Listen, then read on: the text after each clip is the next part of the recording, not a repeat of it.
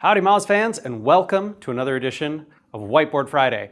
It's 2015. It's going to be a year where, again, many marketers engage in a ton of content investments in content marketing for a wide variety of purposes, from SEO to driving traffic to growing their email newsletters and lists to earning links and attention and growing their social channels. And unfortunately, there's a content marketing problem that we see over and over again. And that is that folks are making investments in content without knowing whether their audience is going to know and love and appreciate what they're doing beforehand. And that kind of sucks because it adds a lot of risk to a process that is already risk intensive.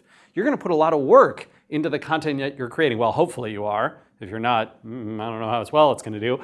And all of that work can be for naught. Let me show you two examples. Over here I have Rainy Bill from whattheweather.com, and here's Hailstorm Hal from kingofclimate.com. And we'll start with Rainy Bill's story. So Rainy Bill, he's thinking to himself, I want to invest in some content marketing for whattheweather.com. He has an idea. He's like, maybe I could make a chart of the t-shirts that meteorologists wear by season, right? I'll look at all the TV meteorologists, all the internet meteorologists, and I'll look at the t-shirts that they wear. They all wear t-shirts, and I'll make a big chart of them. And you might think this is a ridiculous idea. I have seen worse. But Rainy Bill is thinking to himself, well, if I do this, it's kind of ego bait, right? I get all the meteorologists involved. I'll feature all their t-shirts, and of course, all of them will see it, and they'll all link to me, talk about me, share it on their social media channels, email their friends with it. Oh, check it out, put it on their Facebook, right? Makes it.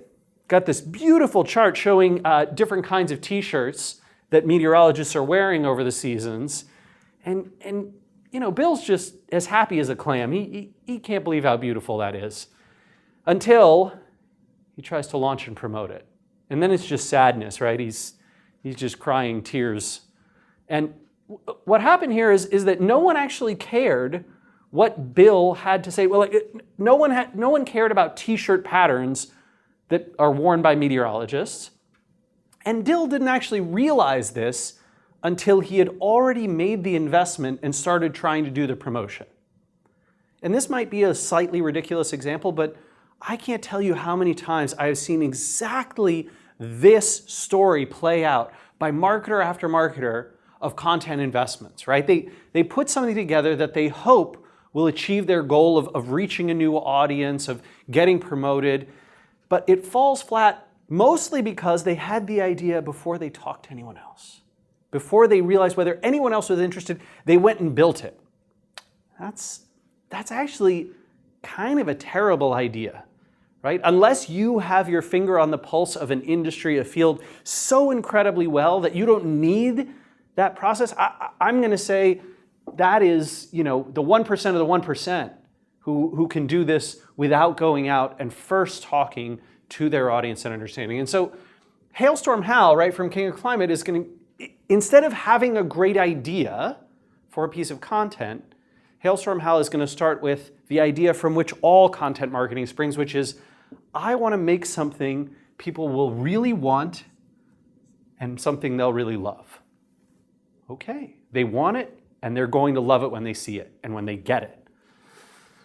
So Hailstorm Hal is going to go out and say, well, what are the weather watchers talking about, right? People who are active in this community, in this industry, the people who do the sharing and the amplification, who influence what the rest of us see, what are they talking about? And so he goes onto this weather forum and hears someone complaining, right, that the weather in Cincinnati is totally unpredictable.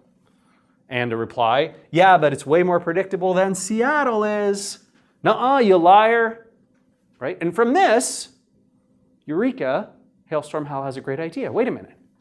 What if I were to actually go and take all of this online commentary and turn it into something useful, where these two commenters could prove to each other who's correct, and people would know for certain how much, it's not just helpful to them, right? This is helpful to a huge, broad swath of society. How accurate are your meteorologists on average, city by city?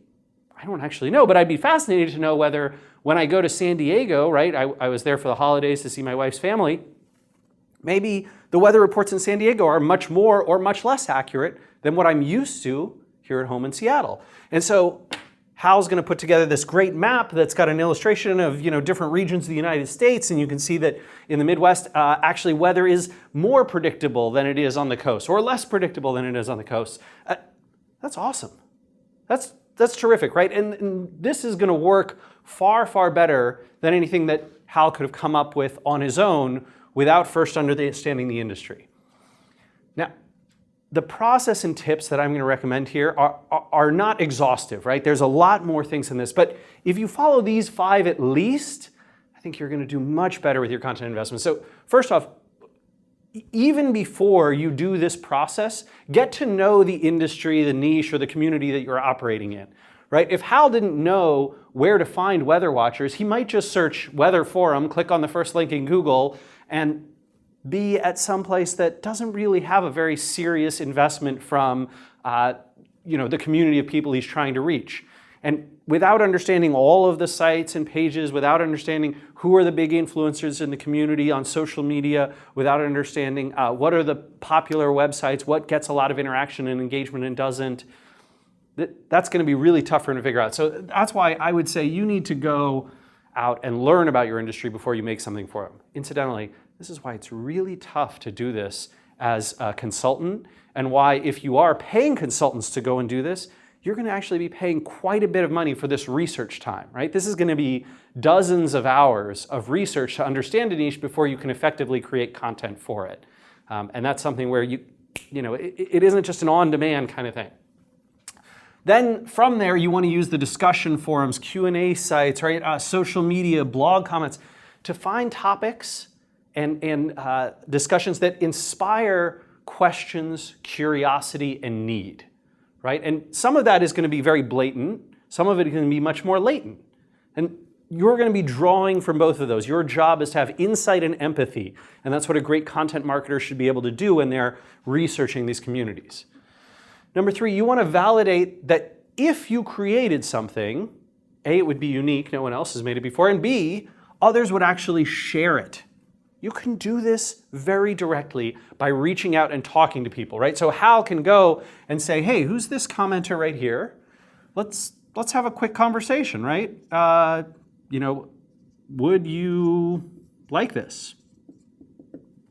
And if the answer is, yeah, not only would I like that, I would help share that. I would spread that. I would love to know the answer to this question, or no reply, or sounds interesting, let me know when you get it up. There's going to be a different variation. You can go and use Twitter, G+, Google+, email to reach out directly to these people. And most of the time, if you're finding commentary on these forums and in these places, there will be a way to reach them. I also have 2 tools I'm going to recommend, both for email. One is Conspire, and the other is Voila Norbert. VoilaNorbert.com is an email finding tool. I think it's the best one out there right now. And Conspire is a great tool for seeing who you're connected to that's connected to the people you might want to reach. And when you're trying to reach someone, those can be very helpful. Number 4, tends to be the case that visual and or interactive content is going to perform a lot better than text. So, if Hal's list had simply been a list of data, right? Here's all the major US regions, and here's how predictable or unpredictable their weather is.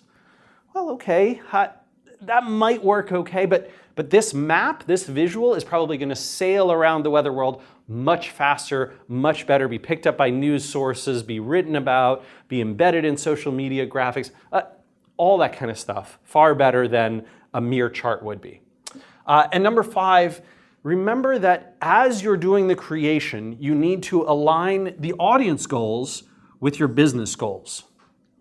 So, if King of Climate's goal is to get people signing up for a weather tracking service on an email list, well, great, you should have this and then say, we can send you, variability reports. We can tell you if things are getting more and less accurate, and have an email call to action to get people to sign up to the newsletter. But you want to tie those business goals together. The one thing I'd be careful of, and this is a mistake that many, many folks who invest in content marketing make, is that a lot of those benefits are going to be indirect and long-term. Meaning, if the goal instead is that kingofclimate.com is trying to sell professional meteorologists on a software subscription service. Well, you know what? You're probably not going to sell a whole lot with this, but you are going to get a lot more professional meteorologists who remember the name King of Climate, and that brand memory is going to influence future purchase decisions, right? Likely nudging conversion rates up a little bit. It's probably going to help with links. Links will lead to rankings. Rankings will lead to being higher up in search engines when professional meteorologists search for precisely, I'm looking for weather tracking software or weather notification software. So, these kinds of things are long-term and indirect. You have to make sure you're tying together all of the benefits of content marketing with your business goals that you might achieve. All right. I hope to see some phenomenal content here in 2015. I'm sure you guys are already working on some great stuff. And applying this can mean that you don't have to be psychic. You just have to put in a little bit of elbow grease, and you can make things that will perform far better for your customers, for your community, and for your business. All right, everyone, look forward to the discussion, and we will see you again next week for another edition of Whiteboard Friday.